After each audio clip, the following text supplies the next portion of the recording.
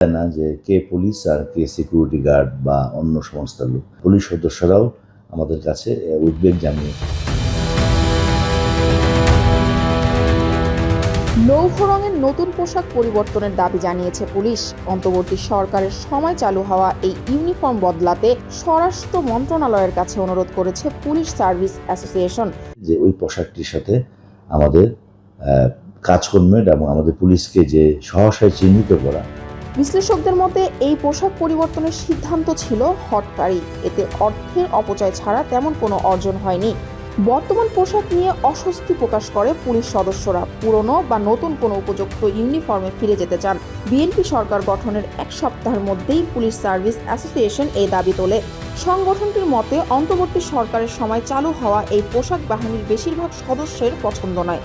Police cadre কর্মকর্তাদের সংগঠনটির সাধারণ সম্পাদক ও কুমিল্লার পুলিশ সুপার মোহাম্মদ আনিসুজ্জামান জানান, বাহিনীর মতামত না নিয়েই এই পোশাক নির্ধারণ করা হয়েছে।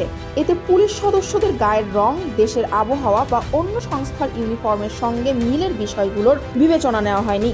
তিনি আরও বলেন, এই পোশাক বিভিন্ন মার্কেটের সিকিউরিটি গার্ড ও অন্যান্য সংস্থার ইউনিফর্মের সঙ্গে মিল থাকায় পুলিশ ও সিকিউরিটি গার্ডকে আলাদা করে চেনা কঠিন হয়ে যাচ্ছে।